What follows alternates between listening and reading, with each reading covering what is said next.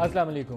سیاسی لیڈران ایک دوسرے کے اوپر الزامات لگا رہے ہیں، یہی سارٹ سے جو آپ نے پروگرام کے شروع میں دیکھے، اور پاکستان میں آج کل سیاست بھی اسی طرح کی ہو رہی ہے۔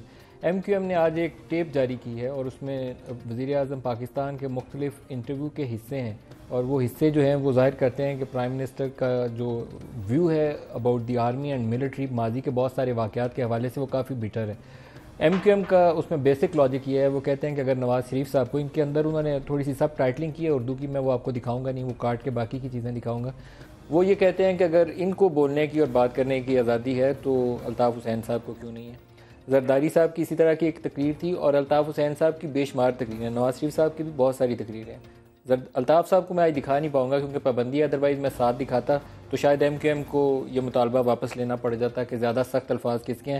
اس میں سارے مقابلے پہ لگے ہوئے ہیں، دیکھ ہی لیتے ہیں۔ پہلے نواز شریف صاحب کا، پھر زرداری صاحب کو آپ کو دکھائیں گے۔ پہلے پرائم منسٹر آف پاکستان دکھائے۔ آئین بنتا ہے، ٹوٹ جاتا ہے، پھر آئین ٹوٹتا ہے، اس کے بعد ملک ٹوٹتا ہے۔ جو ملک کو توڑنے والے ہیں، جو پاکستان کے آئین کو توڑنے والے ہیں، جو پارلیمنٹ کو توڑنے والے ہیں، جو آج عدلیہ کے ساتھ جو سلوک کر رہے ہیں، جو پاکستان کے اداروں کو توڑ رہے ہیں، جو پاکستان کی جڑوں کو کاٹ رہے ہیں، میں ان سے بات کر لوں، ان سے ڈیل کر لوں، ان سے میں سودے بازی کروں کہ جب مشرقی پاکستان ٹوٹا تو کون پاکستان کا حکمران تھا؟ فوجی ٹولہ۔ اس نے پاکستان توڑا۔ کیا کسی نے آج تک قوم سے معافی مانگی؟ کیا کسی نے کہا کہ جناب ہم قوم سے شرمندہ ہیں؟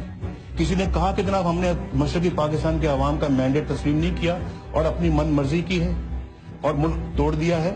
اور ملک توڑنے والے دیکھیں آپ، ستم ظریفی یہ ہے کہ ملک توڑنے والے فوجی جرنیل، ان کی لاشوں کو پاکستان کے جھنڈوں میں لپیٹ کر ان کو دفنایا گیا۔ یہ پاکستان کے ٹھیکیدار ہیں، یہ ہر معاملے میں کود پڑتے ہیں۔ ان کا کیا کام ہے؟ یہ اپنے ڈومین میں کیوں نہیں رہتے؟ یہ اپنے دائرے میں کیوں نہیں رہتے جو آئین نے بتایا کہ اس دائرے میں آپ رہیں؟ یہ کیوں حکومتی اداروں کے اندر جو ہے نا وہ آ کے قدم رکھتے ہیں؟ کیوں وزیر اعظم کو، حکومتوں کو چلنے نہیں دیتے؟ کیوں کارگل کا ایک شوشہ چھوڑتے ہیں؟ کیوں پاکستان کے ایک جس نے ایٹمی پروگرام کی بنیاد رکھی اس کو پھانسی کے تختے پہ لٹکایا، جس نے ایٹمی دھماکے کیے، پاکستان کو ایٹمی قوت بنایا، اس کو ملک بدر کر دیا، اس کے خلاف اس کو گرفتار کیا، اس کو ہتھکڑیاں لگائیں؟ یہ بھی کہیں کہ جناب میری بہت سارے جرنیلوں سے نہیں بنتی تھی۔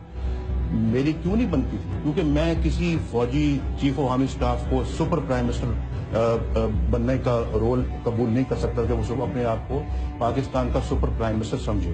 چیف آف آرمی اسٹاف کو سپر پرائم منسٹر بننے کا رول قبول نہیں کر سکتا کہ وہ اپنے آپ کو پاکستان کا سپر پرائم منسٹر سمجھے۔